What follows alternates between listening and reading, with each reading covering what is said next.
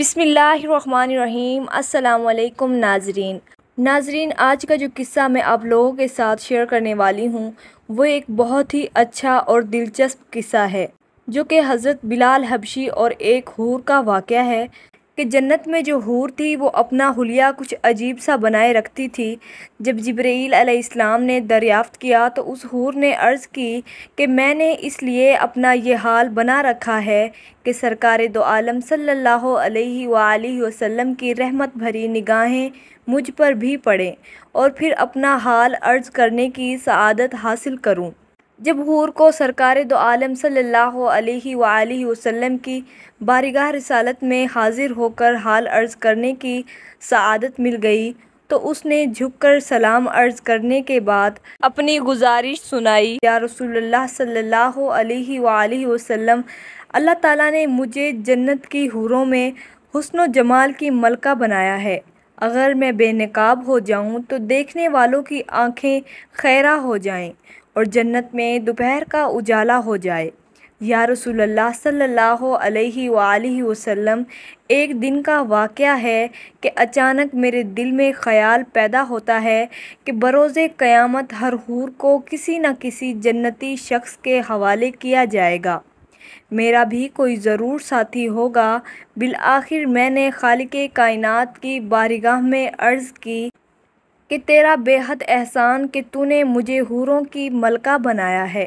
اب میری خواہش ہے کہ پورے کر دے کہ جنت میں میرا ساتھی کون سی ہستی ہوگی۔ رحمتوں کا دریا جوش میں آیا اور میری التجا قبول ہوئی۔ حکم ہوا، سامنے جو آئینہ رکھا ہے اسے ایک نظر دیکھ لو، تیرے ساتھی کی جھلک نظر آ جائے گی۔ یا رسول اللہ صلی اللہ علیہ وآلہ وسلم، جب میں دیوانہ وار آئینے کی طرف بڑھی تاکہ اپنے ساتھی کی جھلک دیکھ سکوں، یوں ہی نگاہ اٹھائی، دل پر ایک بجلی گری اور آرزوؤں کا سارا تصور جل گیا۔ اس وقت سے آج تک بے چین ہوں اور اس غم کی وجہ سے رو رہی ہوں کہ سیاہ فام کے ساتھ میرا کیوں جوڑا بنایا گیا اور میں کس طرح دائمی زندگی اس کے ہمراہ بسر کروں گی، جبکہ اس کا تصور ہی میرے لیے وحشت ناک ہے۔ سرکار دو عالم صلی اللہ علیہ وآلہ وسلم نے مسکراتے ہوئے دریافت کیا کہ اپنے ساتھی کا جو سراپا تو نے آئینے میں دیکھا ہے اس بارے میں کچھ بیان کرو۔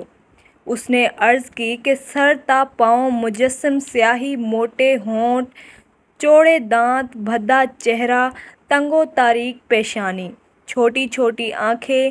جیسے ہی حور نے اپنے رفیق جنت کے بارے میں سرکار دو عالم صلی اللہ علیہ وآلہ وسلم کو بتانا شروع کیا اور حلیہ کے بارے میں اپنا بیان سماعت فرمایا تو سرکار دو عالم صلی اللہ علیہ وآلہ وسلم نے سر مبارک اٹھایا اور جلال سے دیکھتے ہوئے فرمایا، تو نے جو سراپا بیان کیا ہے وہ تو میرے پیارے بلال کا ہے۔ ایک عاشق رسول کا سراپا، ایک وفادار، ایک گوہر نایاب کو پا کر اپنی کم نصیبی کا شکوہ کر کے رو رہی ہو۔ کیا تجھے نہیں معلوم کہ بلال میرا عاشق ہے؟ میں نے اسے اپنی پلکوں کے سائے میں پناہ دی۔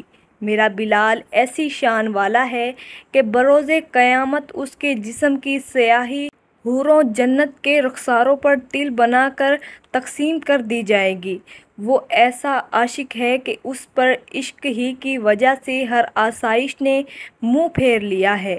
اپنے حسن و جمال کا غرور نہ کر ہو سکتا تو 70,000 نقاب الٹ کر میرے بلال کے سامنے آ جائیں اور میرا بلال تجھے ناپسند کر دے۔ آپ صلی اللہ علیہ وآلہ وسلم کا فرمان سن کر حور اضطراب شوق کی وجہ سے چیخ اٹھی اور عرض گزار ہوئی، آپ صلی اللہ علیہ وآلہ وسلم میری معذرت قبول فرمائیے، میرا غم و عالم شکوہ شکایت جاتے رہے ہیں، مجھے وہی بلال پسند ہے۔